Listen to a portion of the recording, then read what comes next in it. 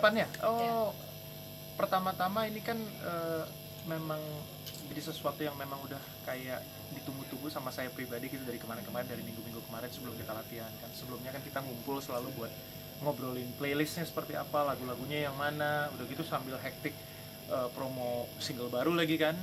Jadi kadang-kadang belum kerasa nih gitu, masih kerasa hektiknya aja. Begitu tadi udah nyampe di studio terus latihan sambil nyobain playlist yang udah kita buat gitu, itu mulai kerasa tuh, wah ini bakal seru banget sih pasti gitu. Dan tadi juga latihannya sejauh ini sih lancar, dan kita masih ngulang-ulang playlist yang ceritanya yang gampang-gampang dulu buat dapetin si vibe-nya, ngebandnya gitu. Karena kan gimana pun juga ini nanti harus berasa banget atmosfer ngebandnya gitu di atas panggung. Bawain lagu Run juga tadi sekitar belum sampai 10 sih. Kita memang sedikit-sedikit rencananya hari ini sekian lagu dulu. Jadi biar kita fokus di situ, kita ulang-ulang terus mana yang harus didetailkan. Biasanya soalnya ada perintilan-perintilan yang memang itu harus kita detailin supaya tight gitu mainnya. Jadi nggak ada yang kecebur, ada yang nggak main gitu. Jadi semuanya harus bareng. Yang disiapin tapi berapa lagu tuh? Sekitar 8 atau 10 gitu. Hari ini. Enggak buat konser. 25 sampai 27 lagu deh. Itu durasinya berapa jam? Sekitar 2 jam lah, 2 jam lebih. 2 jam lebih dikit. bawain lagu Run juga nanti. Iya, karena kita kan akan kolaborasi gitu. Jadi memang itu lagu yang dipersiapkan nanti, dan nggak sabar sih pengen latihan sama mereka nanti di tanggal 14 tahu. Ini latihan perdana berarti ya? Oh, berarti nanti kan ada kolaborasi sama istri juga kalau salah. Oh iya. Iya, itu nyanyi juga berdua. Pasti.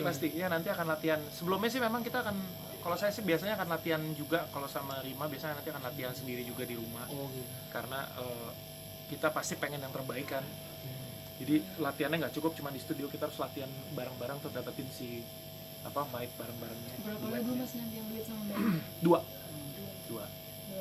Dua lagu. Untuk konser ini ada tur kota nggak sih? Pengen banget ya, tapi sejauh ini masih konsentrasi buat di Sarbini dulu.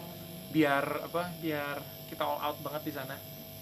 Karena semua orang udah nanyain, udah nggak sabar pengen datang, pengen lihat gitu. Ngajak istri sendiri gimana sih persiapannya? Ya sebetulnya sih menyenangkan aja, cuman kadang-kadang dia kan karena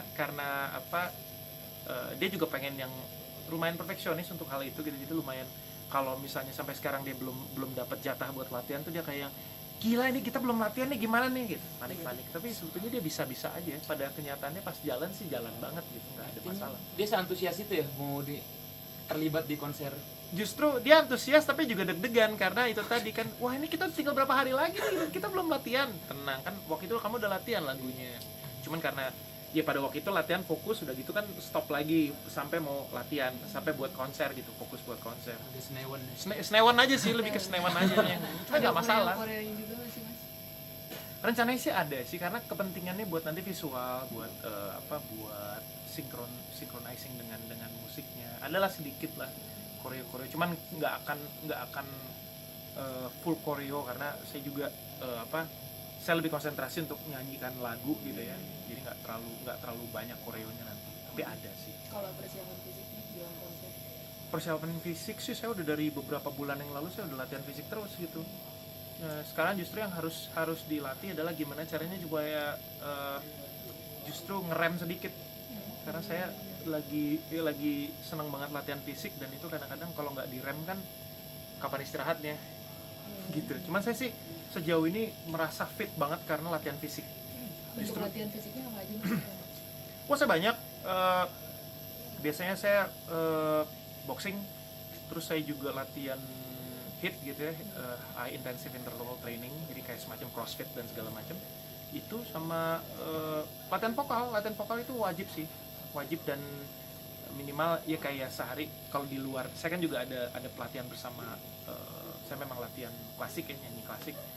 Nah selain itu juga saya di rumah ya minimal 10 menit gitu harus pemanasan, stretching pita suara gitu ya. Terus latihan core-nya sebetulnya yang susah tuh, supaya gimana si diafragma kita tuh benar-benar nge-backup si pita suara, supaya pita suara kita nggak cepat habis, nggak cepat torn down gitu. konser nanti ada surprise atau yang beda dari sosok Iya. Marcel sendiri yang sih di konser nanti? Oh, akan banyak sih ya, tapi gini, ternyata selama perjalanan saya 17 tahun ini yang saya dapatkan adalah mereka tuh penonton saya, pendengar saya rata-rata mereka tuh nggak terlalu banyak suka juga bersurprise karena mereka tuh semuanya rata-rata menyukai lagu-lagu saya karena mereka pengen nyanyi.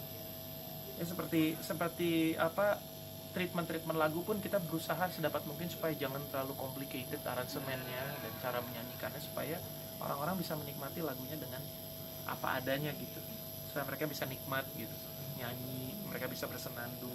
Kadang-kadang kalau aransemen terlalu complicated kan, ini apa sih lagunya? Bahkan ada yang dengan cueknya bilang lagunya enak gara-gara di aransemen ribet jadi nggak enak gitu kan. Nah itu yang sangat saya jaga, karena pertimbangannya selama 17 tahun berkarir ini saya merhatiin gitu, sebenarnya penontonnya Marcel tuh di mana sih, teman Marcel tuh ada di segmen yang seperti apa, apakah mereka benar-benar penyanyi gitu misalnya, atau benar-benar yang memang benar-benar menyukai lagu dan mereka pengen nyanyi kan lain. Jadi meskipun di aransemen ulang nggak bakal jauh beda sama versi record ya? Enggak sih, pasti akan beda karena vibe-nya lain. Ini kan ngeband full, ada brass section, ada segala macam, pasti akan berubah.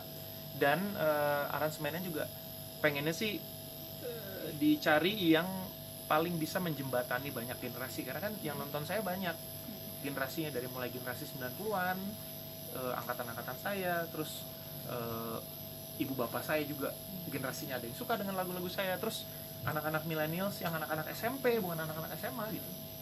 Itu kan kita harus jembatani semua. Kalau misalnya aransemennya terlalu ribet, bukan hanya ribet, terlalu old school juga mereka akan gitu. Untuk single barunya